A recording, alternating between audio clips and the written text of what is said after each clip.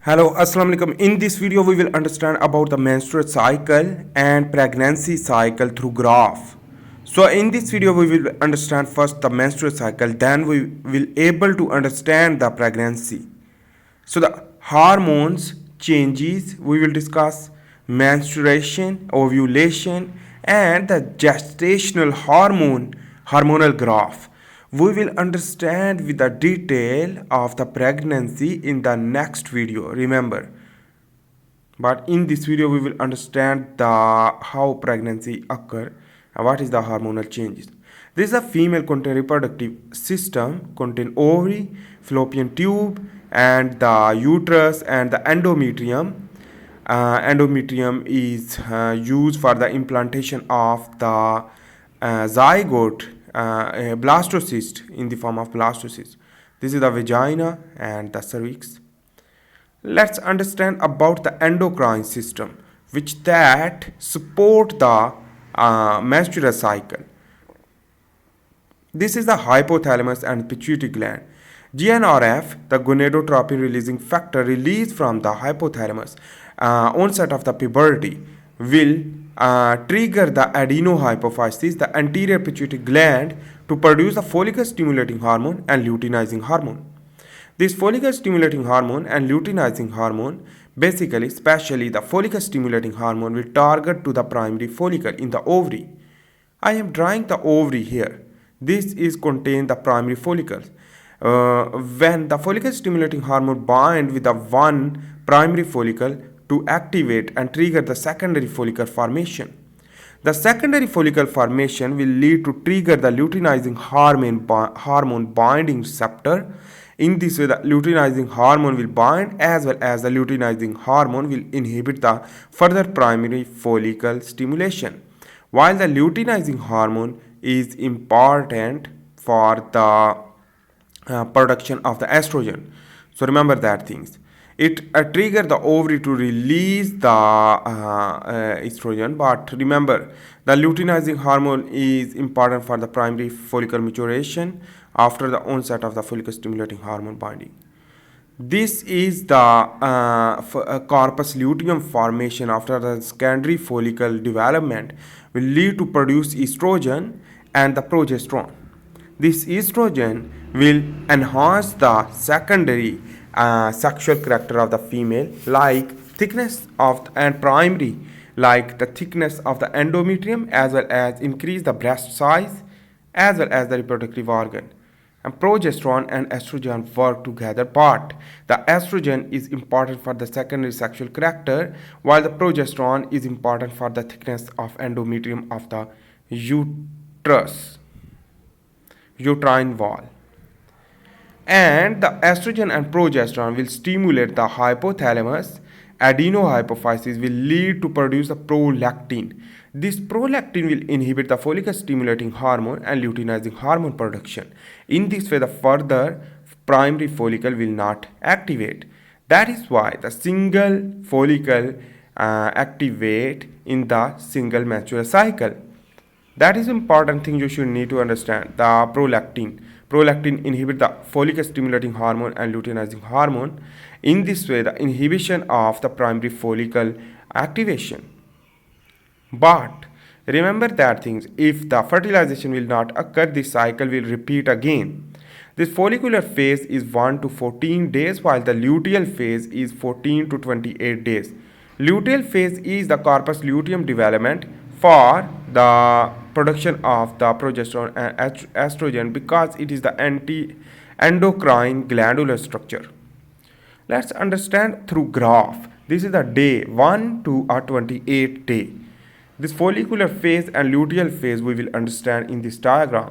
So remember, the follicular phase not require too much temperature, so 36.4 degrees Celsius. But the luteal phase required the 36.7 degrees Celsius, slightly increase the temperature. But in this way, the progesterone, estrogen will variate, a follicle stimulating hormone and luteinizing hormone. Let's understand about that. This blue color line shows that the estrogen will increase during the ovulation in the ovarian cycle, because it is the ovarian cycle. So the ovulation required this and ultimately decrease, but Here is the red color shows that progesterone. It is also increased during the luteal phase because the corpus luteum will produce the estrogen and progesterone. The luteinizing hormone here, which that is decreased after the ovulation because the ovulation required the luteinizing hormone. So that is why.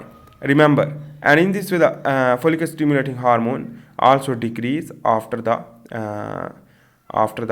ovulation, but the follicle stimulating hormone already decrease. Ovulation cycle here you can see, and in this way the uterine cycle. This uterine cycle is the day 1, will lead to menses, again proliferative and secretory phase. In this way the basically is the proliferative phase will require the endometrium thickness for the implantation. Remember one important thing, the follicle stimulating hormone exogenously provide to ovulation more. For example, the more than one ovulation for the in vitro fertilization. Anyhow, let's understand about the pregnancy after fertilization. If the intercourse will occur, will lead to sperm will combine the haploid to gamete to the fertilization to form a diploid zygote. This diploid zygote will lead to morula formation and blastula.